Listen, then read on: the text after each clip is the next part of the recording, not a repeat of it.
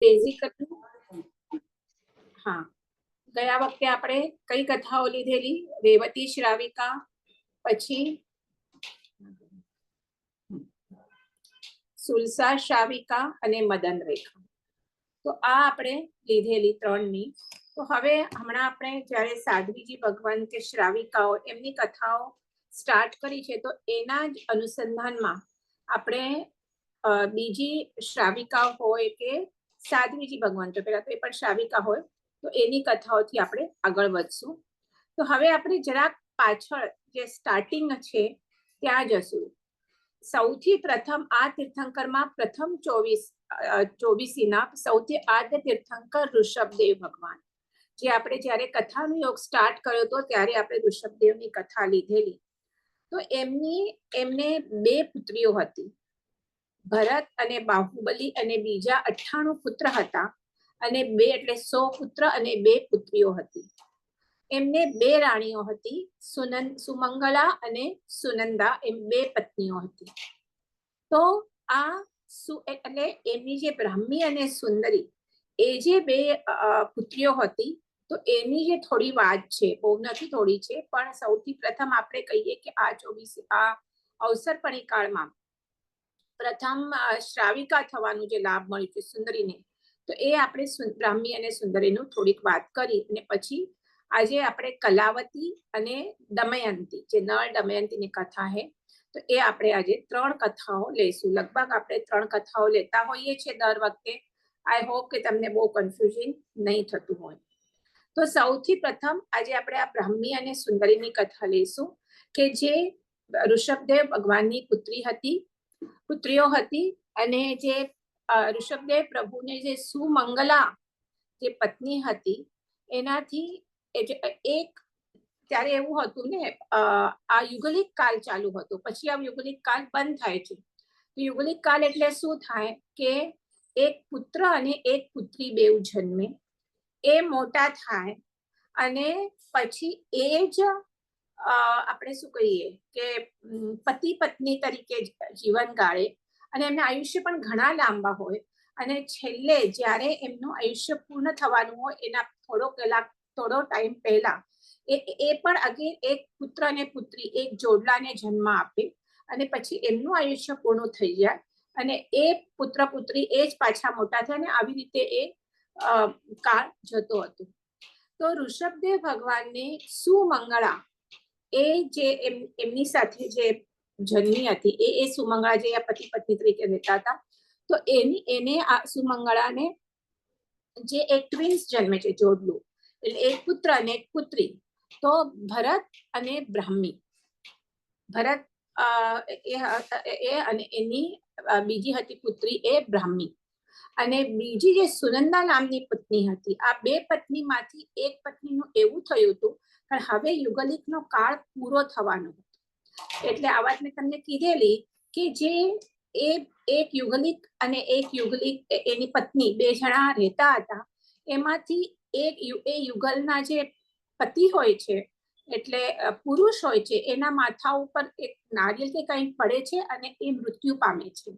તો હવે એ સ્ત્રી એકલી રહી જાય છે, અને ત્યારે આ ઋષભદેવ રાજા કહીએ કે જે પણ કહીએ એવી રીતે એટલે હતા, એટલે એ જે એકલી પત્ની હતી, એ જે બીજી સ્ત્રી રહે છે, એને આ ઋષભદેવ સાથે પરણાવે છે. એટલે ઋષભદેવને 2 પત્નીઓ હતી, સુમંગલા અને સુનંદા.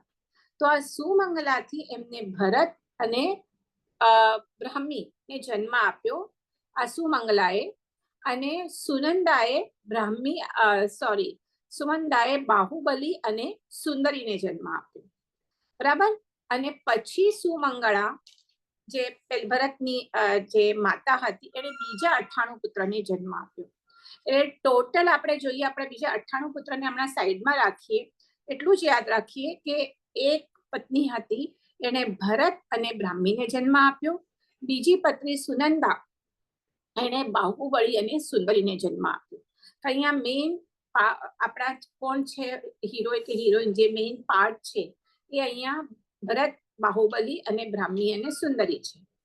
તો હવે આપણે એ પણ ખબર છે કે ત્યારે યુગલિકનો કાળ પૂરો થતો હતો, કલ્પવૃક્ષ બધા ડિમિન્યુશ થતા હતા, કે જે કલ્પવૃક્ષ જે તમને ઈચ્છિત બધું જ કપડા, અનાજ, દાગીના, વોટ એવર યુ વોન્ટ, એ 14 કેટલા આપણે જોયા હતા ત્યારે એ પ્રકારના કલ્પવૃક્ષ હતા. હવે એ આસ્તે આસ્તે કારણ હવે યુગલિકનો કાળ પૂરો થવા આવ્યો, ત્રીજો આરો છે હમણાં, પહેલો આરો, બીજો આરો અને ત્રીજા આરામાં બધું પતવા આવે. તો હવે લોકોને ખાવાનું શું, એમણે પોતાનું જીવન નિર્વાહ કેવી રીતે કરવો વગેરે બધા ક્વેશ્ચન્સ આવવા લાગ્યા. તો ત્યારે પ્રભુએ એટલે ઋષભદેવ ભગવાને હજી દીક્ષા નથી લીધી, એમનું જે કુલકર કહેવાય, કુલકર, તો એના પિતા હતા નાભી, એ કુલકર હતા, નાભી કુલકર. તો એમણે આ પોતાના પુત્રને ઋષભદેવને પ્રથમ તો રાજા બનાવ્યું, એટલે બધાનું શું હેડ બનાવ્યું, અને પછી આ બધા એની પાસે આવે ફરિયાદ લઈને કે અમે શું કરીએ. તો એમણે પુરુષને 72 પ્રકારની અને સ્ત્રીઓને 64 પ્રકારની કળાઓ શીખવાડી. કોણે? ઋષભદેવ. એટલે બધું ખેતી કેમ કરવાની, પછી સપોઝ સ્ત્રી હોય તો રસોઈ કેમ કરવાની, નૃત્ય કરવાનું, સંગીત કરવાનું, બધી જે પણ જરૂરી હોય બધી કળાઓ, પુરુષોને પુરુષની અને સ્ત્રીઓને સ્ત્રીની બધી કળાઓ કોણે શીખવાડી? આ ઋષભદેવે. સૌથી પહેલા આપણે પણ ખબર છે કે એમને અનાજ પણ પકવતા નહોતું આવ્યું, અનાજ વાવતા આવી, અનાજ વાવવાનું અને ખેડવાનું, ખેતર અનાજ પાકે પછી એને કેવી રીતે પકાવવાનું, એના માટે કુંભારની કળા, પછી કુંભારમાં એના માટલા બનાવે, માટલામાં નાખીને કેવી રીતે પકાવવાનું, બધું કોણે શીખવાડ્યું? ઋષભદેવ ભગવાન. તો એ જ્યારે બધી વાત શીખવાડી ત્યારે એમણે પોતાની પુત્રી બ્રાહ્મીને શું શીખવાડી? બ્રાહ્મીને એણે 18 લિપિ શીખવાડી, લખવાની લિપિ. હમણાં પણ રાઈટ નાઉ પણ બ્રાહ્મી લિપિ કહેવાય છે, કે જે અને થોડો ટાઈમ પહેલા આ બ્રાહ્મી લિપિમાં આપણને શું મળે છે? આપણને બધું એનું સાહિત્ય વગેરે પણ મળી આવે છે આ બ્રાહ્મી લિપિનું. તો આ 18 લિપિ એટલે બ્રાહ્મીના ઉપરથી બ્રાહ્મી લિપિ કહેવાય છે. તો આ પોતાની દીકરી બ્રાહ્મીને એણે 18 લિપિઓ શીખવાડી, અને બીજી પુત્રી હતી સુંદરી, એને શું શીખવાડ્યું? ગણિત શીખવાડ્યું. તો આ બે ચીજો એમણે શીખવાડ્યા. અને પછી પ્રભુએ શું કર્યું? દીક્ષા લીધી છે, અને એ દીક્ષા લીધી ત્યારે પોતાનું જે આખું રાજ્ય હતું અયોધ્યા નગરીનું, તો એ જે હતું એ ભરત, બીજો પુત્ર બાહુબલી, જેને તક્ષશિલા આવી અયોધ્યા નગરી ભરતને, અને બીજું જે આજુબાજુનું હતું એ બધું પોતાના 98 પુત્રોને એમને વેચી આપ્યા. હવે એ બધી સ્ટોરીમાં આપણે નથી જતા, એ આપણે કરી લીધી છે સ્ટોરી. અને પછી પોતે શું કર્યું? દીક્ષા લીધી. હવે જ્યારે એમણે દીક્ષા લીધી પછી એમને કેવળ જ્ઞાન થાય છે, સાધના કરે છે, કેવળ દર્શન થાય છે, અને પછી કેવળ દર્શન થતા શું થાય છે? દેવો આવી અને સમવસરની રચના કરે, પ્રભુ સમવસરમાં બેસીને દેશના આપે, અને પછી મરુદેવ દેવી માતા આવે છે ત્યારે એ પણ બધી આપણે સ્ટોરી ખબર છે. ભરત લઈ આવે છે કે તમારા દીકરાની રિદ્ધિ જુઓ તને, અને પછી ત્યાં ગજ ઉપર બેસીને જેમને કેવળ જ્ઞાન થાય છે, મોક્ષે પામે છે વગેરે વગેરે. હવે જ્યારે આ પ્રભુ કેવળ જ્ઞાન થઈને દેશના આપે છે ત્યારે ભરતના 500 પુત્ર અને 700 પૌત્રો, ગ્રેન્ડ ચિલ્ડ્રન, એ લોકો પણ દીક્ષા લે છે. અને હવે જ્યારે આ પ્રભુની દેશના સાંભળી અને ભરતની જે એની સાથે જન્મેલી બ્રાહ્મી હોય છે એને પણ થાય છે કે હું પણ દીક્ષા લઉં, અને હવે પોતાના જે દીક્ષા લેવા પહેલા આજ્ઞા જોઈએ, તો એનો જે ભાઈ હોય છે, કોણ? ભરત, તો એની પાસેથી એ આજ્ઞા લે છે અને એ બ્રાહ્મી દીક્ષા લે છે. પણ એની સાથે હવે એને સુંદરીને પણ મન થાય છે કે પણ મને પણ દીક્ષા લેવી છે. તો એના ભાઈ જે બાહુબલી હોય છે કે ભલે તું દીક્ષા લઈને તારું આત્મકલ્યાણ કર, પણ ભરત એને રજા નથી આપતો. કેમ નથી આપતો? એટલે એ કે છે કે એ મને એને પટરાણી બનાવી છે, કારણ સુંદરી બહુ જ સુંદર હોય છે, એટલે એને થાય છે કે હું આને દીક્ષા નથી આપતી, મને એને મારી પટરાણી બનાવી છે, એટલે ના પાડે છે. એ ના પાડે છે અને પોતે ત્યાં પછી આપણે પણ ખબર છે કે જ્યારે કેવળ જ્ઞાન થઈ અને પ્રભુ પધારે છે અહીંયા અયોધ્યા નગરીના બહાર, તો એ જ સમયે જે એમનો શું કહીએ સેવક, એ જ સમય એમના ચક્રશાળામાં, આયુધ શાળામાં ચક્રરત્ન ઉત્પન્ન થયું હોય છે. ચક્રરત્ન કોને ઉત્પન્ન થાય? જે ચક્રવર્તી થવાનો હોય એને. અને પછી એ ચક્રને લઈ અને એ જે રાજા જે હોય ચક્રવર્તી થવાનો હોય એ આખું ખંડ 6 ખંડ જીતવા માટે નીકળે. તો અહીંયા એ પ્રભુ પાસે આ બધું થઈ જાય છે, બધું આ દીક્ષાનું વગેરે આ બ્રાહ્મી, અને પછી પોતે શું કરે છે? આ ચક્ર સાથે આખા બધા 6 ખંડ સાધવા માટે આ ભરત ચક્રી નીકળે છે. હવે આ બાજુ સુંદરીને એને રજા નથી આપી, કારણ એના રૂપમાં એ શું એ મોહા છે, અને સુંદરીને દીક્ષા લેવી છે. અને ભરત તો નીકળી ગયો અહીંયા કે પછી આવીને હું તારી સાથે વિવાહ કરીશ, ત્યારે તો મોટા મોટા આયુષ્ય હોય છે. સુંદરીને તો હવે પોતાનું આત્મકલ્યાણ કરવું હોય છે, એટલે એ શું કરે છે? એ અહીંયા આંબીલનું તપ ચાલુ કરે છે.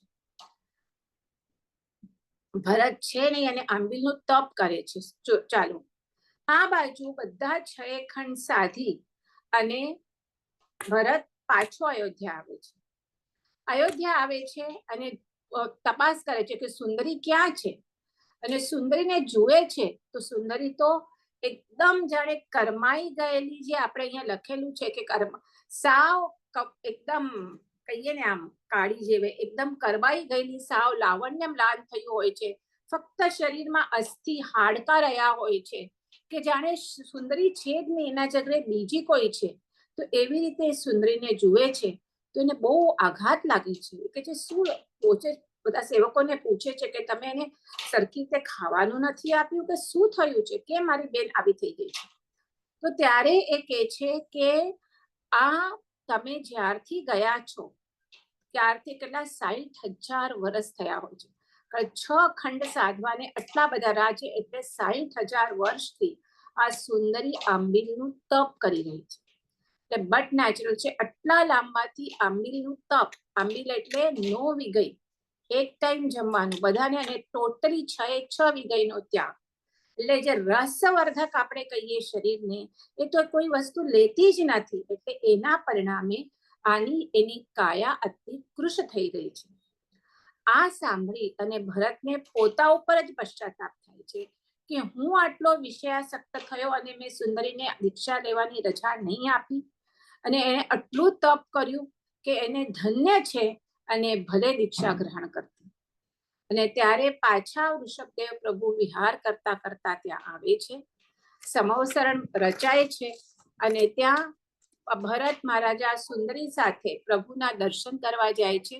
અને પ્રભુનો ઉપદેશ શ્રવણ કરી અને પછી પ્રભુને ભરત કહે છે કે મેં સુંદરીને વ્રત લેવા અટકાવી, એટલે મહાવ્રત લેવા માટે અટકાવી, કે મેં બહુ મોટું પાપ કર્યું છે. અને સુંદરીને કહે છે કે તું મને ક્ષમા કર અને હું તને હવે રજા આપું છું દીક્ષા લેવા માટે.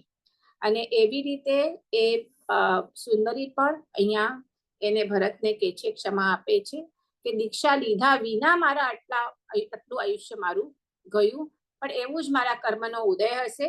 અને હવે એમણે પ્રભુ પાસે દીક્ષા લે છે. સુંદરી બ્રાહ્મીએ તો ઓલરેડી પહેલા જ લઈ લીધેલી, અને આ બેવ જણા પ્રભુ પાસે વિશેષ ઉત્તમ રીતે સંયમ પાલન કરે છે.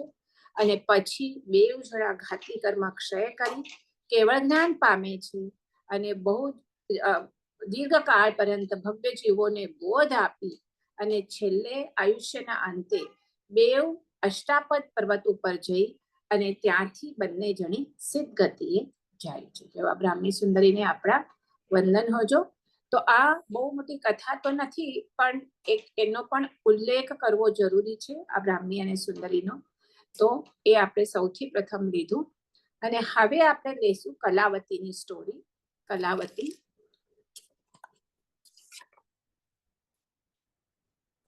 હવે ઉજ્જૈન નગરી હોય છે અને એમાં શંખ રાજા હોય છે, અને આ શંખ રાજાની રાણી આ કલાવતી હોય છે. આ કલાવતીનું અહીંયા શીલ પાલન, જે સતીઓ કીધી છે, બ્રાહ્મી સુંદર બધી સતીઓ જ છે, ખાસ આપણે જોઈએ તો અહીંયા એના શીલ પાલનની આ કથા છે કે મહત્તા છે કે આ શંખ રાજા હોય છે માલવપતિ, અને એની રાણી આ કલાવતી. એક વખત આ કલાવતી ગર્ભવતી થાય છે, અને એ જ્યારે ગર્ભવતી થાય છે ત્યારે રાજા મહોત્સવ કરાવે છે, અને આ વાતની ખબર એના પિયરે પડતા એનો જે ભાઈ હોય છે જયસેન, એ સુંદર આભૂષણો પોતાની બેનને ભેટ રૂપે મોકલાવે છે કે હવે મારી બેન શું પુત્ર જન્મ આપશે, એટલે સુંદર અલંકારો મોકલાવે છે. હવે આ અલંકારોમાંથી એક બેરખા હોય છે. બેરખા એટલે આપણે કડા કહીએ હાથમાં રાખવાના એ, અને એટલા સુંદર હોય છે કે અને રત્નજડિત હોય. રાજાના રાણી છે અને એનો ભાઈ પણ રાજા છે, તો રત્નજડિત, અને કેવા રત્ન એટલે કેટલા હેવી કે ગમે એટલો અંધારો પણ હોય તો એ રત્નનો ઉજાસ આખા આમાં પસરી જાય. એટલા સુંદર હોય છે રત્નજડિત અંગણ, અને એ રાણીએ એના હાથમાં પહેરે છે. તો આ જોઈને રાજાને એક રાણી ના હોય, ત્યારના જે પહેલા પણ કીધું છે ઘણી બધી રાણીઓ હોય, તો બીજા રાણીઓને આ એના આટલા સુંદર કંકણ જોઈને ઈર્ષા આવે છે, અને એ પોતાના પતિના કાન ભંભેરે. કોના? આ કલાવતી વિરુદ્ધ, કે આમ છે ને તેમ છે ને, કેટલા સુંદર આ પહેર્યા છે, કોળે આપ્યા છે ને આટલા સરસ. રાજાને કઈ ખબર હોતી નથી કે એના ભાઈ પાસેથી આવ્યા છે. તો આ રાજા પૂછે છે કે સાંભળે છે કે એ ક્યાંથી આવ્યા તારી પાસે આટલા સુંદર કંકણ. તો આ કલાવતી પણ સીધે સીધી કહેતી નથી કે મારા ભાઈએ મને મોકલાવ્યા છે, મારા પિયરને ત્યાંથી આવ્યા છે. એ જરા કહીએ ને ઓલા કોયડા ટાઈપ એવી વાણીમાં બોલે છે કે હું જેમને અત્યંત વહાલી છું તેમણે આ કંકણ મને મોકલાવ્યા છે, કે જેના માટે હું અત્યંત વાલી છું અને જે મને રાત દિવસ યાદ કરે છે. એ ભાઈને તો બેન વાલી હોય જ ને, અને ભાઈને બેનની યાદ પણ આવતી હોય, પણ એ સીધે સીધી નથી કહેતી કે મારા સગા ભાઈએ આ મોકલાવ્યું છે. તો આવી રીતે વાત કરે છે. એટલે અને પોતાના સખીઓ સાથે પણ વાત કરતી હોય છે કે મને આવા અદ્ભુત બેરખા મોકલાવ્યા છે, અને મારા પર કેટલો પ્રેમ છે કે એમાં આટલા સુંદર બેરખા મોકલાવ્યા છે. તો આવી રીતે બધી વાતો સાંભળી અને રાજા તો છે ને તરત આમ કહેવાય, એક તો કાનના કાચા હોય ને તરત શંકા આવી જાય. તો એને શંકા આવે છે કે આ કલાવતીના શીલ પર શંકા આવે છે કે આનો જરૂર પહેલા કોઈ પ્રેમી હોવો જોઈએ અને એણે આ બેરખા એને મોકલાવ્યા છે. એટલે એને બહુ જ ગુસ્સો આવી જાય છે અને શંકા આવે છે, ને આ શંકા પછી તમને કંઈ પણ કરાવે. અને રાજા કેવા તરત મગજમાં ગુસ્સો આવી જાય એટલે એક ચંડાળને બોલાવે છે અને કહે છે કે આ રાણી અને ત્યારે આ ગર્ભવતી છે, એટલે તો ઓલા આવ્યા હોય છે ને શું કહેવાય બેરખા, તો એ કે આ રાણીને તું લઈ જા વનમાં, અને એકાંત સ્થાને આ બેરખા હાથમાં પહેર્યા હોય છે બેઉ, એ બેરખા સાથે જેટલા હાથ છે બંને હાથ એના કાપીને મારી પાસે લઈ આવ. વિચાર કરો કેવો અવિચારી કદમ આ રાજા ઉઠાવે છે. એક શંકાનો કીડો મનમાં આવી જાય ને તો પછી આવું બધું થાય. તો ચંડાળ તો હવે રાજાની આજ્ઞા છે, તો એ કે છે કે આ તને પિયર લઈ જાય છે કરીને રાજા મોકલાવે છે એની સાથે. પછી વનમાં જાય છે તો એ કે છે કે આ મારો પિયરનો રસ્તો નથી, તું મને ક્યાં લઈ જાય છે?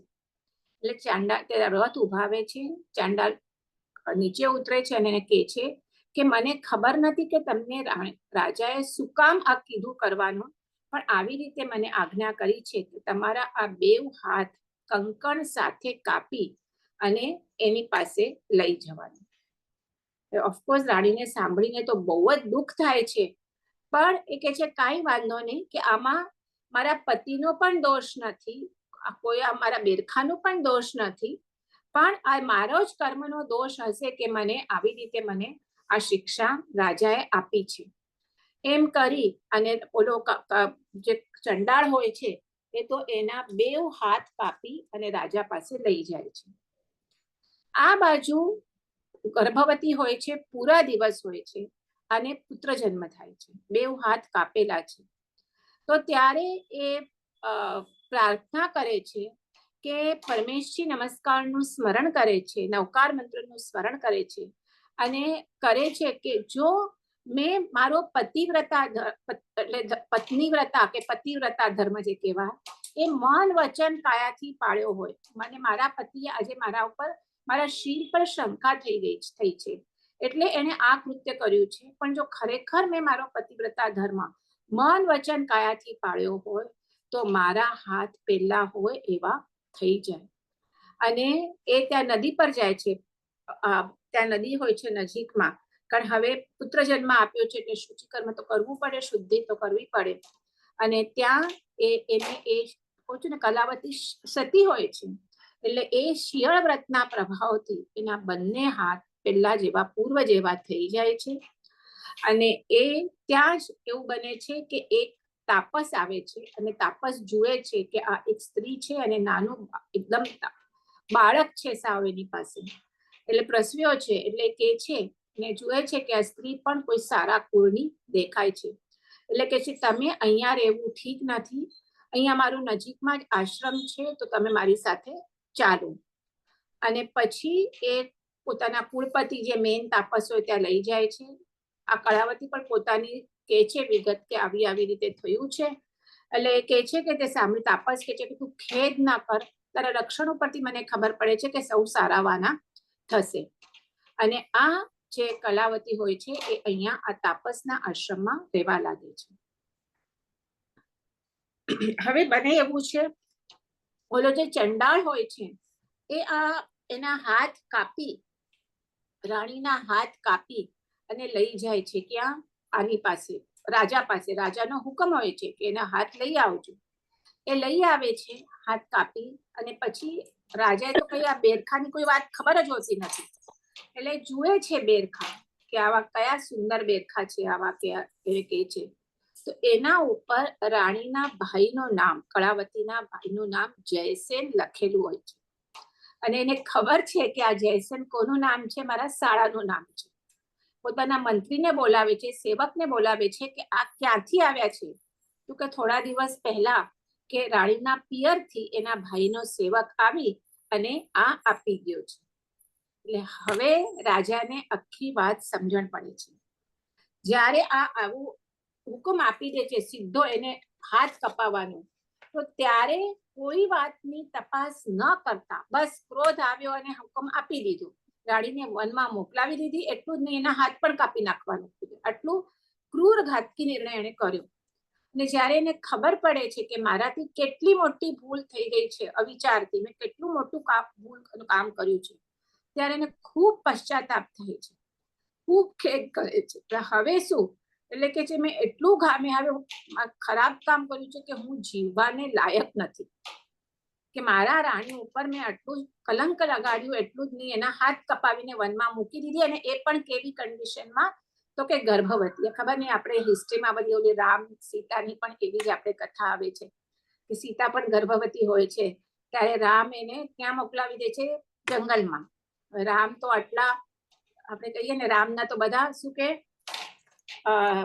ઓલું આપે બધાના, રામ એટલે કેવા, પણ એ પણ એવું કરે છે કે ગર્ભવતી પૂરા દિવસની ત્યારે જંગલમાં મોકલાવી દે છે. નોર્મલ સ્થિતિમાં હોય તો ચલો માણસ ગમે એમ કરી દે, તો ખબર નહીં આ શું હશે, પણ એવી આપણી કથાઓ આવતી હોય છે. તો એ કે છે હવે તો મને જીવવાનો અધિકાર નથી, એટલે હું શું કહું છું, અગ્નિ સ્નાન કરું છું, એમ કરીને સેવક પાસેથી ચિતા કરી અને તે ચિતામાં પર ચડવા તૈયાર થઈ જાય છે. એ બધા હાહાકાર થઈ જાય છે. આવી રીતે રાજા કરે છે, બધા ખૂબ સમજાવે છે લોકો કે તમે આવું બધું નહીં કરો, તમે પણ આ જાણી જે તમારે ભૂલ થઈ જાય, એટલે આવું તમે અગ્નિ સ્નાન નહીં કરો. છેલ્લે જે દત્ત કરીને જો મંત્રી હોય છે કે છે તમે મને 1 મહિનાનો સમય આપો, હું રાણીને ગમે ત્યાંથી કરીને પણ ગોતી લાવીશ, ત્યાં સુધી તમે થોભી જાઓ. એમ કરી અને રાજાને અગ્નિ સ્નાન કરતો ત્યાં ટેમ્પરરી અટકાવે છે. અને અહીંયા આ દત્ત એક ઠેકાણેથી બીજે વનમાં ગઈ છે એટલું તો ખબર હોય છે કે વનમાં એને મોકલાવી છે, એટલે એ એક ઠેકાણેથી બીજા વનમાં એ ગોતતો ફરે છે. ત્યાં એને ખબર પડે છે કે અહીંયા આ વનમાં એક તાપસનો આશ્રમ છે, એટલે ત્યાં જઈને તપાસ કરે છે તો ખબર પડે છે, તાપસ કે છે કે હા અહીંયા એક સ્ત્રી એના તાજા જન્મેલા પુત્ર સાથે થોડા દિવસથી આવી અને રહે છે. જઈને મળે છે, એને ખબર પડે છે કે આ તો રાણી કલાવતી છે, એટલે એને કે છે કે ભાઈ આવી રીતે રાજાને ખબર પડી છે, રાજાને એમના ભૂલ ઉપરથી ખૂબ ખેદ થયો છે, અને એ અગ્નિ સ્નાન કરવા તૈયાર થઈ ગયા છે, મેં એમને માન અટકાવ્યા છે, તો તમે હવે પુત્રને લઈને પાછા રાજમહેલમાં પાછા ફરો. રાણી પણ કે છે ભલે ત્યારે પ્રતિદૃષ્ટ હોય છે એને કે આ મારા પતિનો આમાં વાંક નથી, પતિ તો માત્ર નિમિત્ત છે, કંઈ પણ પૂર્વ જન્મનું મારું આવું કર્મ હશે એના જ ફળ રૂપે મને આ સજા મળી છે. જૈન ધર્મમાં શ્રદ્ધા માનનારી હોય છે રાજા રાણી, એટલે એ મંત્રી સાથે પરત આવવા તૈયાર થઈ જાય છે. મંત્રી રાણીને લઈ અને આવે છે રાજ્યમાં, પેલા કેવડાવે છે કે આવી રીતે હું રાણીને લઈને આવ્યો છું, એટલે પુત્રને, એ પણ ખાલી રાણીની સાથે પુત્ર પણ છે. રાજાને ખબર મળતા રાજા ખૂબ હર્ષિત થાય છે, મોટું એનું સ્વાગત કરે છે. રાણી આવ્યા પછી રાણીની ખૂબ ક્ષમા માંગે છે અને બેઉ જણા સારી રીતે રહેવા લાગે છે. હવે થોડા સમય પછી અહીંયા એક એ નગરમાં, કયું નગર હોય છે અહીંયા? ઉજ્જૈન નગરી. તો આ ઉજ્જૈન નગરી, માલવપતિ એટલે ઉજ્જૈન નગરી, એટલે એ અહીંયા એક મુનિ આવે છે, જે શું હોય છે? ગીતાર્થ મુનિ હોય છે, ઘણા જ્ઞાની મુનિ હોય છે. રાજા રાણીને ખબર પડે છે કે મુનિ પધાર્યા છે, બહાર ઉદ્યાનમાં જાય છે, ત્યાં વંદના કરે છે એમને, અને એમને કે છે, પૂછે છે એમને કે આવું કયું એને કર્મ કર્યું હશે આગળ રાણીને કે જેના લીધે આ આટલું કઠોર શિક્ષા એમને ભોગવવી પડી. ગુરુ પણ જ્ઞાની હોય છે, એટલે એ કહે છે કે આગલા જન્મમાં, પૂર્વ જન્મમાં એક રાજકુમારી હોય છે, બધું નામ ને બધું છે પણ નામ કઈ આપણે યાદ રહેવાનું નથી. એક રાજાની રાજકુમારી હોય છે અને એને કોઈએ એક પોપટ ગિફ્ટમાં આપે છે. હવે ઉત્તમ હોય છે પોપટ, બહુ જ સરસ હોય છે, એટલે કે છે કે આ જે આપે છે એ પણ કહે છે કે આ પોપટ બહુ જ ઉત્તમ છે, જેની પાસે જશે એને રાજ તેજને એ વૃદ્ધિ કરનારો થશે. એટલે રાજા પણ હર્ષ પામે છે, જે આપે છે એને પોપટ ભેટ, એને પણ ઘણું બધું દ્રવ્ય વગેરે આપે છે, અને એ પોપટ પોતાની રાજકુમારી હોય છે એને એ આપે છે કે તું તારી પાસે રાખ. હવે એનું નામ સુલોચના આપેલું છે અહીંયા. એટલે આ કલાવતીની પૂર્વ જન્મની સ્ટોરી, કથા, આ કોણ કહી રહ્યા છે? ઓલા જ્ઞાની ભગવાન આ કલાવતી રાણી અને શંખ રાજાને કહી રહ્યા છે.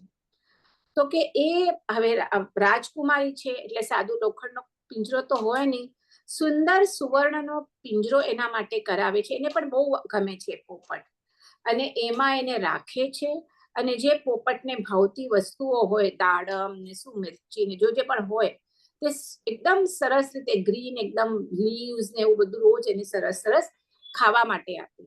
અને પછી જ્યારે મન થાય ત્યારે પાછું એને બહાર કાઢે, પોતાના ખભા ઉપર રાખે, પોતાના હાથ ઉપર રાખે, એને વાલ કરે, એને પંપાળે. એટલે એટલું બધું એને હવે પોપટ ઉપર એટેચમેન્ટ થઈ ગયું હોય છે કે જ્યાં જાય ત્યારે પોપટ એની સાથે ને સાથે લઈ જાય. હવે એક વખત એ પોપટને લઈ અને પોતાના સખીઓ સાથે વનમાં ગઈ. એ વનમાં એક જીન મંદિર હોય છે અને ત્યાં સિમંદર સ્વામીની પ્રતિમા હોય છે. એટલે એ વિતરાગ પરમાત્માની પ્રતિમા હોય છે. હવે આ ઓલી જે રાજકુમારી હશે, સખીઓ સાથે રમત કે જે પણ ક્રીડા કરતી હશે, અને પોપટને ત્યાં રાખ્યો હોય છે, તો એ પ્રતિમા જોતો જોતો ચિંતનમાં પડે છે કે મેં આવી પ્રતિમા ક્યાં પેલા જોઈ છે. એમ કરતા ભાવતા એને જાતિ સ્મરણ જ્ઞાન થાય છે, અને એને જ્ઞાન પોતાનો પૂર્વ ભાવ યાદ આવે છે કે મેં પૂર્વ ભાવમાં હું મનુષ્ય હતો, મેં ચારિત્ર સંયમ ગ્રહણ કરેલું, અને મને સારો ક્ષયોક્ષમ હતો જ્ઞાનનો, એટલે હું ઘણો જ્ઞાનને અભ્યાસ કરેલો, એટલે શાસ્ત્રોનો ઘણો અભ્યાસ કરતો હતો, પણ મને બહુ પણ હું સામે ક્રિયા જરા પણ કરતો નહીં. સાધુ માટે બહુ ઇમ્પોર્ટન્ટ છે, જ્ઞાનાભ્યાસ સ્વાધ્યાય પણ કરવાનું છે, અને જે આજે સાધુની જે પણ ક્રિયા કરેલી છે રોજની, તો એ પણ કરવાનું છે. તો એ રોજ કરતો નહીં, એટલે આખો વખત આ જ્ઞાન એમાં જ પડ્યો હોય છે. અને આવી રીતે જ્ઞાન કહેવાય પણ સમ્યક જ્ઞાન ન કહેવાય. તો આવી રીતે આ ને સામે ક્રિયા ન કરે, એટલે એના જે પંચ મહાવ્રતની જે પણ એમને એનાથી વ્યાજ ના લાગે, તો એવી જ રીતે એની વિરાધના ઘણી બધી ક્રિયા માટે વિરાધના થાય છે, પણ એ સાધુના આમાં સંયમ ગ્રહણ કર્યા પછી ઘણી બધી વિરાધનાઓ લાગે. હવે હું તમને આજે એક્ઝામ્પલ આપું તો હમણાંના જમાનો, મને ખબર નથી પેલા કદાચ ભૂલ પણ થતી હોય, પણ હમણાં આપણે કોઈ સાધ્વી માંદા વગેરે પડે તો શું કરે, ડોક્ટર પાસે જાય, ત્યાં ટ્રીટમેન્ટ લે, તો એ બધાનું એમની વિરાધના તો થાય. બધા હોસ્પિટલ્સ હોય કે ડોક્ટર્સ હોય, લાઇટ્સ હોય કે જે પણ એમનું બધું ટ્રીટમેન્ટ વગેરે થાય, તો એની શું કરે, આલોચના લે. આપણે ઇવન શ્રાવકોને પણ આલોચના લેવાનું કીધું. આપણા હાથથી પણ કેટલું બધું પાપ થતું હોય તો કે ભવ આલોચના લેવાની. કોઈ જ્ઞાની ગીતાર્થ ગુરુ ભગવાન હોય એની પાસે બધું લખી મૂકવાનું કે મારાથી આટલી આટલી વિરાધના થઈ છે, તો એ તમને આપે, લખીને આપે, આટલા ઉપવાસ કરવાના, કે આટલું સ્વાધ્યાય કરવાનું, આટલું એકાસના કરવાના, કે એ તમને લખી આપે. એટલે એ આપણે પણ શ્રાવિકા બધા માટે આલોચના હોય. તો આ જે એને આલોચના કહેવાય, કે જે આપણાથી ભૂલ થઈ ગઈ છે એની પશ્ચાતાપ રૂપે આપણે કંઈ પણ શાસ્ત્ર અભ્યાસ કે સ્વાધ્યાય કે તપ કે કરવાનું હોય. તો હવે આ જે સાધુ કે સાધ્વી કોણ છે, આ જે ઓલા પોપટનો જીવ જે સાધુ ભગવંત હોય એ જ્ઞાનાભ્યાસ ઘણો કરે છે પણ ક્રિયા નથી કરતો, એટલે એને પણ આલોચના તો લાગે. પણ એ આલોચના કર્યા વગર શું થાય છે, એ પોતાનું આયુષ્ય કમ્પ્લીટ કરે છે. અને આટલું બધું એની જ્ઞાન હોય પણ એને સંયમનું પાલન પ્રોપર કરતી નથી, એટલે સંયમ ગ્રહણ કર્યા છતાં એ હમણાં તિર્યંચીઓનીમાં પોપટ રૂપે એને જન્મ લીધો છે. તો આ એને આખું જાતિસ્મરણ જ્ઞાન આ પોપટને થાય છે. એટલે એને અભિગ્રહ કરે છે કે હવેથી મારે સિમંદર સ્વામીના દર્શન કર્યા વગર મને શું કરવાનું, એના વગર મને અન્ન ગ્રહણ ન કરવું, એવો એ અભિગ્રહ લે છે. અને પછી અહીંયા ઓલી સુલોચના રાજકુમારી પણ આવે છે મંદિરમાં, પ્રભુને દર્શન કરે છે, પૂજન કરે છે, અને આ પોપટને લઈ પાંજરા સહિત ઘરે એટલે એના રાજમહેલમાં પાછી આવે છે. હવે બીજા દિવસે આ સુલોચના એ પોપટને એનું જે ભોજન હોય, જે પણ એનું હોય છે પોપટનું ભોજન, દાડમ કે વોટેવર પેરું કે જે એ આપે છે. તો પોપટને પોતાનો નિયમ યાદ આવે છે કે મેં અભિગ્રહ લીધો છે કે સિમંદર સ્વામી ભગવાનના દર્શન કર્યા વગર અન્ન ગ્રહણ કરવું નહીં. એટલે નમો અરિહંતાણમ બોલે છે અને પાંજરામાંથી ઉડે છે, કારણ એ તો પાંજરામાંથી બહાર કાઢતી જ હોય છે, ઉડે છે, આકાશ માર્ગે જાય છે. આ છે ને પક્ષી છે એટલે ઉડી તો શકે, અને જઈ અને ત્યાં જ્યાં હોય છે સિમંદર સ્વામીનું જે મંદિર હોય છે ત્યાં જાય છે, પ્રભુને નમન કરે છે, અને પછી એમને જે પણ એને તિર્યંક તરીકે જે કરી શકે એ પ્રમાણે દર્શન વગેરે કરી, અને ત્યાં જ નીચે ઉદ્યાન હોય છે, ત્યાં ફળો હોય છે, એટલે ત્યાં ભોજન પણ કરે છે, અને પછી અહીંયા ત્યાં ફરે છે, ત્યાં જ. હવે અહીંયા આ રાજકુમારી જુએ છે કે આ પોપટ તો ઉડી ગયો, અને એને આ પોપટ અત્યંત વહાલો હોય છે, એટલે મળતો નથી, એટલે ખૂબ રડવા લાગે છે, આક્રંદ કરવા લાગે છે. અને જે સેવકો હોય છે એ પણ હવે કે સૌથી પહેલા ઓલા પોપટને ગોતી આવો, એને પકડી લાવો. અને દેખાય છે પણ એ તો પાછો આવી જાય છે ને, એને કઈ એવું હોતું નથી કે ત્યાં રહેવું, એ પાછો અહીંયા આવીને એક ઝાડના બહાર ઝાડ હોય છે ત્યાં બેઠો હોય છે. તો એ પોપટને એ લોકો બાંધી લે છે, રાજકુમારી પાસે લઈ આવે છે. રાજકુમારીને પાછી પિંજરામાં નાખે છે, અને એ કહે છે કે તું મને છોડીને ક્યાં ગયો હતો, કે તને ખબર નહીં મારી કેવી હાલત થઈ છે, કે હવે હું તારો વિશ્વાસ નહીં કરું. પેલા તો શું, એ પાંજરાનું ઓલું દરવાજો ખુલ્લો રાખતી હતી, જ્યારે એને બહાર નીકળવું હોય તો ના રે, પાછો અંદર આવી જાય, કે હવે હું તારો વિશ્વાસ નહીં કરું, કે હવે તું પાછો મને છોડીને ન જાય. કેટલો રાગ હોય છે. અહીંયા એક વસ્તુ બતાવી છે, રાગ, કે એના પોપટની પાંખો છેદી નાખે છે. તો પાંખો છે એટલે ઉડીને બહાર ગયો, તો પાંખો જ કાપી નાખીશ તો કેવી રીતે ઉડી શકશે? એટલે એને કેટલું રાગ, કે રાગમાં એના આખી પાંખો છેદી નાખે છે.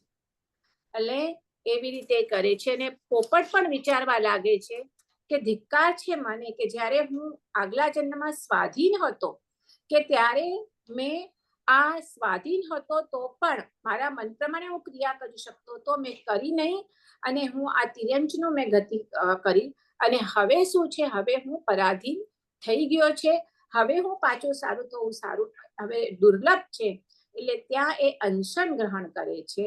એટલે એ અનશન પૂરો થઈ કેટલા દિવસ પછી એ મૃત્યુ પામે છે. હવે સુલોચના તો મેઇન આ પોપટ ઉપર જ બહુ રાગ છે, અને આ પોપટ આવી રીતે શું થાય છે, મૃત્યુ પામે છે.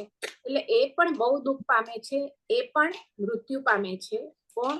આ રાજકુમારી. અને પછી હવે આ આખી કથા કોણ કહી રહ્યા છે? ઓલા જ્ઞાની ગુરુ ભગવાન આ શંખ રાજા અને કલાવતી રાણીને કહી રહ્યા છે એમની પૂર્વજન્મની કથા.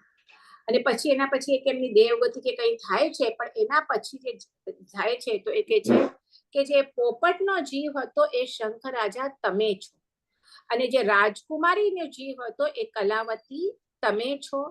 કે એ રાજકુમારીએ પોપટના પંખ કાપી નાખ્યા, એ જે કર્મ હતું એ કર્મના લીધે હમણાં આ શંખ રાજા એટલે પતિએ તારા બેવ હાથ કપાવી નાખ્યા. એટલે આપણે મેં પહેલા કીધેલું કે આ બધી જે કથાનુયોગમાં જે કથાઓ છે એના થ્રુ આપણને શું જૈન ધર્મના જે આપણા સિદ્ધાંતો છે એનું જ્ઞાન થાય છે કે આપણે જે પણ કર્મ કરતા હોઈએ એ કર્મ આપણે ક્યારે ને ક્યારેક એકના બીજા રૂપે ભોગવવા જ પડે. ત્યારે તો જરા નહીં થયા, પણ પછી નેક્સ્ટ પોતે એ પણ સમજતી હોય છે જૈન, એટલે કે છે કે આ મારા પતિ તો નિમિત્ત છે, પણ આ મારા જ પૂર્વે કર્મ કરેલા છે કે જેના ફળ સ્વરૂપે મારા આજે હાથ કપાયા છે. એટલે આ પૂર્વભાવ સાંભળી અને એ બેઉને પણ જાતિસ્મરણ જ્ઞાન થાય છે. જાતિસ્મરણ જ્ઞાન થાય છે એટલે એમને હવે આ સંસાર ઉપરથી એમનું મન ઉઠી જાય છે કે હવે અમને અમારો આત્મકલ્યાણ જ કરવું છે. એટલે બેઉને સંયમ લેવાની ઈચ્છા થાય છે. બેઉ પોતાના પુત્રને રાજ્ય સોંપી દે છે, અને ગુરુ ભગવાન પાસે બેઉ રાજા અને રાણી દીક્ષા ગ્રહણ કરે છે, અને લાંબા કાળ સુધી સારી રીતે સંયમ ચારિત્રનું પાલન કરે છે. અને ત્યાંથી ક્યાં જાય છે? દેવલોકમાં જાય છે. દેવલોકમાંથી ચ્યવી અને મનુષ્યનો પાછો ભાવ પામી શું કરે? સંયમ લઈ અને પાછું કેવળ જ્ઞાન પ્રાપ્ત કરી અને એ મોક્ષે જશે. તો આવી રીતે અહીંયા કળાવતીની કથા આપણે કમ્પ્લીટ કરીએ છીએ. ઓકે, હવે ત્રીજી કથા આપણે લઈશું દમયંતી, નળ અને દમયંતી. આ કથા તો જો કે ઘણાને ખબર પણ હશે, પણ આપણે થોડીક આપણ કથા એક લઈ લઈએ. તો અહીંયા કૌશલ દેશ હોય છે, એના રાજા હોય છે નિષદ રાજા, અને એને બે પુત્ર હોય છે. એકનું નામ હોય છે નળ અને બીજાનું નામ હોય છે કુબેર. અને એ આવી રીતે આ બે પુત્ર હોય છે. કયા રાજા છે? નિષદ રાજા. બાજુમાં બીજું રાજ્ય હોય છે કુંડિનપુર કરીને, ત્યાં ભીમ નામે રાજા હોય છે, અને એની આ દમયંતી નામે પુત્રી હોય છે. આ દમયંતીના કપાળમાં એક પ્રકાશિત તિલક હોય છે. આગલા ભાવમાં એને આટલી 24 તીર્થંકર ભગવાનોની એટલી પૂજા અર્ચના વગેરે એમના કલ્યાણકો બને કરી હોય છે કે આ બીજા જન્મમાં એના કપાળ ઉપર પ્રકાશમાન તિલક, અંધારામાં પણ એ તિલક ચમકે એવું હોય છે, અને બહુ જ સૌંદર્યવતી હોય છે. હવે જ્યારે આ દમયંતી મોટી થાય છે ત્યારે પહેલાના જમાનામાં શું કરતા હતા? સ્વયંવર રચાતા. બધાને ખ્યાલ છે ને સ્વયંવર એટલે બધા રાજાઓને બોલાવે આજુબાજુના, અને પછી જેનું સ્વયંવર હોય એ રાજકન્યા એક એક એક એક રાજા પાસેથી પાસ થતી જાય, કે જે એની સખી વગેરે જે હોય એક રાજાનો પરિચય આપે, અને પછી એને જે ઉત્તમ લાગે એના ગળામાં એ શું કરે? વરમાળા પહેરાવે. તો આવી રીતે સ્વયંવર થતા. તો આ પણ એટલી સુંદર વગેરે હોય છે. એટલે ભીમ રાજા પોતાના પુત્રી માટે સ્વયંવરની રચના કરે છે, અને આજુબાજુના બધા રાજા રાજકુમારોને પોતાના પુત્રીના લગ્ન માટે, એટલે કે તમે આવો અને કોના ગળામાં વરમાળા કરે છે. એટલે બધાને આમંત્રે છે. તો આ જે રાજા હોય છે પણ નિષદ રાજા, એમના નળ અને કુબેર બે પુત્રો હોય છે. તો એ બે પુત્રો પણ ત્યાં સ્વયંવરમાં આવે છે. અને આ દમયંતી સ્વયંવર વખતે જે નળ રાજા હોય છે એ રાજાને શું કરે છે, એના ગળામાં એ વરમાળા આરોપે છે. ભીમ રાજા પણ ઘણા ધામધૂમથી દમયંતીના લગ્ન કરે છે અને દમયંતી લગ્ન કરીને અહીંયા રાજામાં આવે છે, રાજ્યમાં આવે છે. હવે નગરમાં આવે છે. થોડા ટાઈમ પછી ત્યારના જે હોય છે રાજાઓ, એ પણ શું કરે, ઘણા બધા રાજાઓ પોતાનું આત્મકલ્યાણ કરવા માટે પોતાના પુત્રોને રાજગાદી સોંપી અને પોતે દીક્ષા લેતા હોય છે. એવી જ રીતે આ રાજા પણ શું કરે છે, એને 2 પુત્રો છે, એક નળ અને એક કુબેર. તો નળ જે મોટો પુત્ર હોય અથવા એને વધારે યોગ્ય લાગ્યું હશે એટલે એને રાજ્ય સોંપે છે, એને રાજા બનાવે છે. અને કુબેર હોય છે, જે બીજો પુત્ર હોય છે, એને યુવરાજ પદવી આપે છે અને પોતે સંસારનો ત્યાગ કરીને પોતાનો આત્મસાધના કરે છે, તપશ્ચર્યા કરે છે અને અંતે દેવલોકમાં દેવ થાય છે. પણ આ નળ અને કુબેરના પિતા મહારાજ છે. હવે અહીંયા આ નળ રાજા પણ બહુ શૂરવીર હોય છે, એટલે રાજા બન્યા પછી પોતાના રાજ્યની ઘણી બધી ઉન્નતિ કરે છે.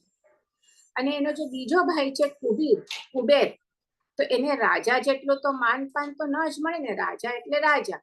એટલે એને આ પોતાના ભાઈની આટલી રિદ્ધિ જોઈ અને બહુ જ શું કરે છે, જેલસ થાય છે. અને એ શું કરે છે, આપણે જે પાંડવ કૌરવની જે કથા હોય છે, શેની દ્યુત રમવાની, જુગાર આપણે કહીએ, સેમ અહીંયા રિપીટ થયેલી છે નળ દમયંતીના કથામાં. તો એ આ ભાઈને કહે છે કે આપણે શું રમીએ, શું કહેવાય, ચોપાટની રમત કે આઈ ડોન્ટ નો. તો બેઝિકલી જુગારની રમત એ રમે છે અને બાય શું કહેવાય, કપટથી એ પોતાના ભાઈને હરાવે છે. પણ એના મનમાં એવી જ કે ભાઈને તો ખબર નથી નળને કે મારો નાનો ભાઈ છે તો આવી રીતે કંઈક કપટ કરશે. હરાવે છે અને આખું રાજ્ય એને ચાલ્યું જાય છે. સેમ આપણે કહીએ મહાભારતની સ્ટોરી કે ઓલા યુધિષ્ઠર અને સામે દુર્યોધન, કે યુધિષ્ઠર આખું પોતાનું રાજપાટ બધું એમાં નાખી દે છે. ખાલી અહીંયા દમયંતીને નથી નાખી, પણ રાજપાટ બધું નાખી દે છે, હારી જાય છે. એટલે પોતાના પત્નીને લઈ અને નળ રાજા દમયંતી સાથે ત્યાં જાય છે, વનમાં ચાલ્યા જાય છે. એટલે કુબેર અહીંયા રાજા બને છે. હવે જ્યારે નળ રાજા દમયંતીને લઈ અને વનમાં જાય છે તો ઘણા બધા તકલીફો એમને આવે છે. ક્યાં રાજા રાણીનો મહેલમાં રહેવું અને વનમાં રહેવું, ઓબ્વિયસલી ઘણી બધી તકલીફો એને સહન કરવી પડે છે. તો નળને બહુ દુઃખ થાય છે કે મારા ભૂલના લીધે મારી પ્રિય પત્નીને આવું બધું સહન કરવું પડે છે. તો કે હવે હું એક કામ કરું, જો એ મારી સાથે જ રહેશે તો શું થશે, એને આ બધું સહન કરવું જ પડશે. તો એક કામ કરું, એને છોડીને જતો રહું, તો એ પોતાના પિયર જતી રહે તો એટલીસ્ટ ત્યાં ભલે હું ના હોઉં તો એ શાંતિથી રહી તો શકશે. એમ વિચાર કરી અને એક વખત જ્યારે બેવ સૂતા હોય છે તો આ વહેલો ઉઠી જાય છે અને પોતાની સૂતેલી પત્ની એટલે દમયંતી સૂતી છે અને ત્યારે એને સૂતેલી મૂકી અને ત્યાંથી ચાલ્યો જાય છે. એના મનમાં શું હોય છે કે એ દુઃખી ન થાય એના માટે. બીજે દિવસે સવારના ઉઠે છે દમયંતી, જુએ છે નળ રાજા નથી. ઘણું બધું ગોતે છે પણ એ તો ત્યાંથી નીકળી ગયો હોય છે. પહેલા તો ઘણો વિલાપ કરે છે પણ પછી કે છે, એને ખ્યાલ આવે છે એટલે કે છે હવે અહીંયાથી બહાર, જંગલથી બહાર રસ્તો લે છે અને બાજુમાં એક નગર હોય છે, એનું કંઈક માસીનું કે ત્યાં નગર હોય છે, ત્યાં આવીને એ રહે છે. હવે આ નળ રાજાના જે પિતા હોય છે, જે મેં તમને કીધું કે એ એમને દીક્ષા લઈ પોતાનું આત્મકલ્યાણ કરે છે અને શું કરે છે, એ દેવ થયા હોય છે. તો એ દેવ થાય છે એટલે હવે એ નળનું છે ને એનું આખું પરિવર્તન કરે છે કે જે આ નળ રાજાના રૂપમાં રહેશે તો એને ઘણી તકલીફો સહન કરવી પડશે. એટલે એને એક કુબડાનું રૂપ આપી દે છે કે જેથી એ કોઈ ઓળખી ન શકે. મે બી એમના જુગારમાં એવી કોઈ આ પણ થઈ હશે, શું કહેવાય, એક કન્ડિશન પણ હશે કે એને ન ઓળખાવું જોઈએ, એને અમુક ટાઈમ સુધી, મને એટલું ડિટેલ નથી ખબર, પણ એ બેઝિકલી ઓળખાઈ ન જાય એના માટે એને કુબડાનું રૂપ આપે છે. અને પણ જો એ ઓળખાઈ જાય તો બહુ વધારે એને તકલીફ પડે, વિપત્તિઓ પડે.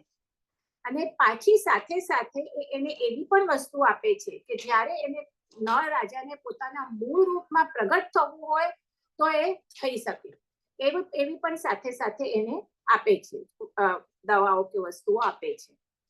હવે આ નળ રાજા હોય છે કુબડો બની અને બાજુમાં એક નગર હોય છે સુસુમાર નગર, કે જ્યાં દધીપર્ણ રાજા રહેતો હોય છે. એની પાસે આવે છે ને રાજા છે નળ રાજા આટલો હોશિયાર આપણે કહીએ તો આટલો હોશિયાર હોય છે એટલે શું થાય છે કે એ ત્યાં દધીપર્ણ રાજા પાસે આવે છે ને પોતાના બુદ્ધિ ચાતુર્યથી એ રાજાનો માનીતો બની જાય છે અને રાજા સાથે રહેવા લાગે છે. કહેતો નથી કે હું બાજુનો નળ રાજા છું. ઓકે, હવે અહીંયા દમયંતી હોય છે એક બીજા નગરીમાં રહેતી હોય છે અને ત્યાં ખબર પડે છે કે એના માસીને હોય છે કે આ તો મારા બેનની દીકરી છે, એટલે એના પિતાને જાણ કરે છે. પિતા ભીમ રાજા હોય છે એને આવીને લઈ જાય છે. અહીંયા દમયંતીને એ પણ ખ્યાલ આવે છે કે બાજુના રાજ્યમાં જે કુબડો કરીને રહે છે આ દધીપર્ણ રાજાને, એ બીજો કોઈ નહીં પણ મારા પતિ નળ છે અને એને ગમે એમ કરીને આ પોતાના પતિને મળવું હોય છે. તો એ રાજાને કહે છે કે તમે મારું પાછું સ્વયંવર રચાવો, બરાબર? અને એ કહે છે એટલે ખોટું હવે પણ સ્વયંવર રચાવો. એટલે રાજા હા પાડે છે એના પિતા અને પાછું એનું સ્વયંવર રચાવે છે. સ્વયંવર રચાવે છે અને ત્યાં આ દધીપર્ણ રાજા આવે છે સ્વયંવરમાં. અને આ જે કુબડો જે નળ રાજા હોય છે એના અતિશય માનીતા થઈ ગયા હોય છે, જ્યાં જાય તે સાથે એને લઈ જાય. એટલે એ પણ આવે છે, સાથે લઈને જાય છે અને એટલું ખબર છે દમયંતીને કે આ અહીંયા નળ રાજા મારા પતિ આ દધીપર્ણ રાજાને ત્યાં રહે છે. એટલે એ સ્વયંવરમાં માળા લઈને નીકળે છે અને અમુક ચિહ્નો હોય છે પોતાના પતિના, એના ઉપરથી ઓળખી જાય છે કે આ કુબડો જે છે એ બીજો કોઈ નહીં પણ મારા પતિ નળ રાજા છે. એટલે એના ગળામાં શું કરે છે એ માળા સ્વયંવરની એ નાખે છે. હવે કુબડાના ગળામાં નાખી છે એટલે બીજા તો બધા રાજાઓ ઇરિટેટ થઈ જાય. એટલે ત્યાં નળ રાજાઓ એની પર દેવે એની ગુટિકા આપી હોય છે કે જરૂર પડે ત્યારે તમે પાછા પોતાના મૂળ સ્વરૂપમાં આવી શકો છો. એટલે એ પાછા મૂળ સ્વરૂપમાં આવી જાય છે. બધાને ખબર પડે છે કે આ બીજા કોઈ નહીં પણ નળ રાજા જ છે. એટલે આમાં 12 વર્ષનો આ પતિ પત્નીનો વિયોગ થાય છે. જ્યારે આ નળ રાજા દમયંતીને એકલી સૂતેલી વનમાં મૂકીને ચાલી જાય છે તો ત્યારે આમાં કેટલા 12 વર્ષ જ્યારે પાછી મળે છે આના એ બેઉ જણા તો એમાં 12 વર્ષનો વિયોગ થયો હોય છે. એટલે હવે તો હમણાં એ બેઉ પાછા આવે છે. નળ રાજા જે કુબેર પાસેથી જે પણ રીતે પોતાનું રાજ્ય પાછું મેળવી લે છે અને હવે સુખેપૂર્વક રહે છે. પણ અહીંયા એમના મગજમાં તો હોય છે કે શું કારણથી અમને આવું બધું આટલું 12 વર્ષનો વિયોગ અમને ભોગવવો પડ્યો આ દમયંતીને અને આ નળ રાજાને. તો એક વખત એક જ્ઞાની ગુરુ ભગવાન અહીંયા એમને ત્યાં વિહાર કરતા પધારે છે અને એ જાય છે ત્યાં બેઉ જણા નળ રાજા અને દમયંતી રાણી અને પૂછે છે કે એવું અમારું પૂર્વજન્મનું શું કર્મ હતું કે જેના લીધે અમને આ ભોગવવું પડ્યું ને આ 12 વર્ષ સુધી પતિનો વિયોગ આ દમયંતીને સહેવો પડ્યો. તો અહીંયા જ્ઞાની ગુરુ ત્યારે ગુરુ બધા જે હોય છે જ્ઞાની ગુરુ ભગવાન તો પણ જ્ઞાની હોય છે, એમની સાધના પણ એવી હોય કે એ સાધનાના બળે એ આવી રીતે આમનો પૂર્વ જન્મની પૂર્વ ભાવ એ જાણી શકે.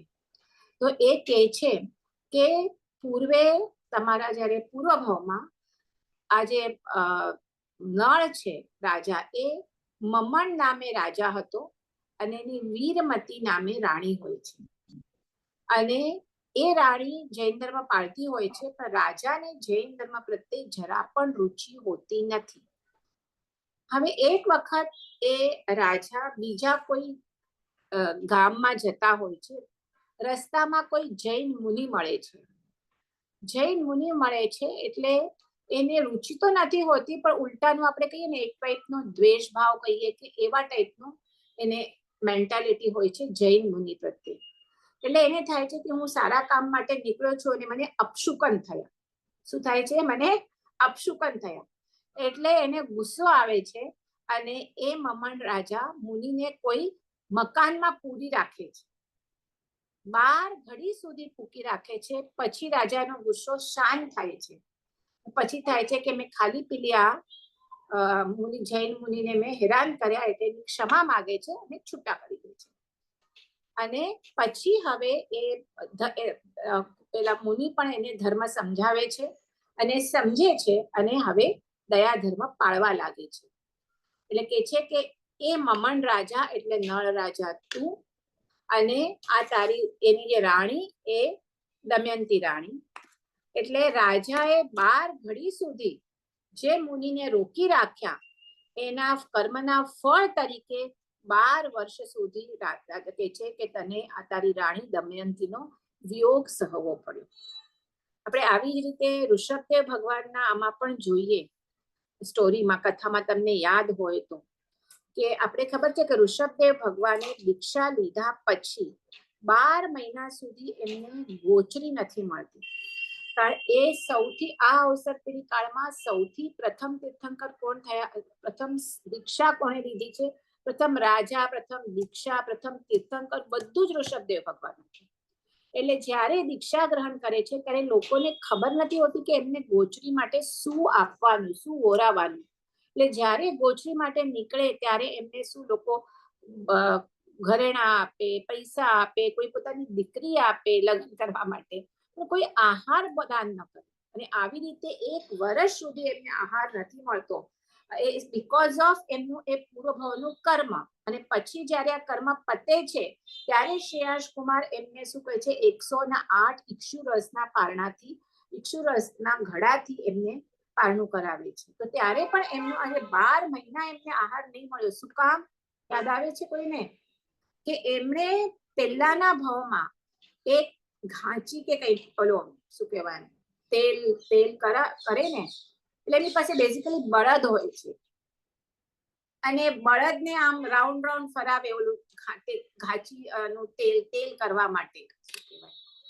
અને એ બળદ શું કરે, ઓલું જે આજુબાજુ ઘાસ વગેરે હોય તો ત્યાં મોઢું નાખવા જાય તો એમના એ મોઢા ઉપર બાંધી દે છે કે જેનાથી એ ઘાસ ન ખાય. કામ પતી જાય છે અને પછી એમને છોડી દે છે કે હવે ભલે ખાતા, પણ એના મોઢા ઉપર જે બાંધી દીધેલું હોય છે એ કાઢતા એ ભૂલી જાય છે.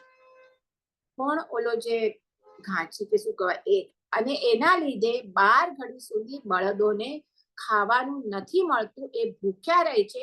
અને એ કર્મ ઉદયમાં આવે છે ઋષભદેવ ભગવાનના જન્મમાં. ક્યારે કર્મ ઉદયમાં આવે કહેવાય નહીં. અને એમને 12 મહિના સુધી એમને આ આહાર દાન મળતું નથી. એટલે આપણે કર્મ કહીએ 12 ઘડી સુધી, પણ જ્યારે ઉદયમાં આવે ત્યારે એનું કેટલું બધું મોટું થઈ ગયું હોય છે. એટલે એ જ આ બધી કથાઓમાંથી આપણે સમજવાનું છે કે આપણે જે કર્મ કરીએ છીએ પૂર્વ ભાવમાં એ પાછા ઉદયમાં આવે છે. તમે કોઈ આવી રીતે આરાધના વગેરે કરી અને જો ચીકણા કર્મો, જે નિકાચિત કર્મો હોય એ કોઈ વખત એ ન નીકળે, પણ જે બીજા કર્મો હોય એની તમે નિર્જરા કરી શકો. પણ જો એની નિર્જરા ન થઈ, અને એ પણ ત્યાં સુધી સત્તામાં હોય ત્યાં સુધી, સત્તામાં હોય એટલે એ કર્મ જ્યાં સુધી ઉદયમાં નથી આવ્યા ત્યાં સુધી એ આપણે નિર્જરા કરી શકીએ. એક વખત ઉદયમાં આવી જાય પછી કઈ ન કરી શકાય. તો અહીંયા પણ એ જ કહે છે કે 12 ઘડી સુધી એને રાજાએ, મમન રાજાએ એ સાધુને, જૈન મુનિને પૂરી રાખે છે. તો એના ફળ સ્વરૂપે એને 12 વર્ષ સુધી એને પત્નીનો વિયોગ થાય છે. જેમ અહીંયા 12 ઘડી સુધી ઓલા બળદને આહાર નથી કરાવતા, એને એ પણ ન જાણી જોઈને ભૂલી જાય છે, પણ એના લીધે 12 વર્ષ સુધી એમને આહાર દાન નથી થતું. એક તો આપણે તો કેટલા બધા કર્મ આવી રીતે બાંધતા હોઈએ છીએ, આપણને હમણાં ઉદયમાં નથી આવ્યા, પણ ક્યારે કયા ભવે ઉદયમાં આવશે એ આપણને ખબર પણ નથી. એટલે જ કીધું છે કે કર્મ બાંધતી વખતે જ વિચારજો કે આપણા આવું કર્મ બંધન થાય જ નહીં. કોઈને આપણે દુઃખ મનથી પણ ના આપીએ અને ફિઝિકલી પણ ના આપીએ. કારણ જ્યારે ઉદયમાં આવે છે ત્યારે એનાથી તો ઘણું મોટું થઈને પછી આપણે ઉદયમાં આવે છે. અને બીજી એક વાત કહું, આ જે કર્મ જ્યારે ઉદયમાં આવે ને અને ત્યારે આપણે ઉદયમાં આવે એટલે આપણે ત્યારે પાછું આરતી ધ્યાન કરીએ. આ તો બધા જ્ઞાની હતા ઋષભદેવ, એટલે એમણે તો નહીં એને આહારદાન મળ્યું તો પણ એ તો સાક્ષી ભાવમાં રહે. નહીં તો આપણે ત્યારે હજી મને કેમ શું થયું, મને કેમ નથી મળતું, પોતે જો આપણે જેટલું વધારે આર્તદાન કહીએ તો સામે પાછું બીજું કર્મ બંધાય, એ અનુબંધ કહેવાય કર્મનું. અને પછી એટલે તો આ કર્મની ચક્કર ચાલતી જ રહે. સૌથી પ્રથમ તો કર્મ આપણે બને એટલા એટલે આપણી એટલી જાગૃતિ રહેવી જોઈએ કે આપણે આવા કર્મ બંધન કરવા જ નહીં. તો આ બધી આપણે જોઈએ તો આ બધી કથાઓ દ્વારા, આપણે જૈન કથાઓ દ્વારા આપણી જે જૈન ફિલોસોફી છે એ આપણને અહીંયા સમજવા મળે છે. જીનાજ્ઞા વિરુદ્ધ કંઈ બોલાયું હોય તો મિચ્છામી દુક્કડમ. આજે આપણે ઘણું કલાકમાં પતી ગયું છે, અડધો કલાક બાકી છે. કોઈને કંઈ પૂછવું છે? નહીં તો પછી આપણે નેક્સ્ટ ટાઈમ મળીશું. કથાઓ છે તો પણ કોઈને કંઈ પૂછવું હોય તો.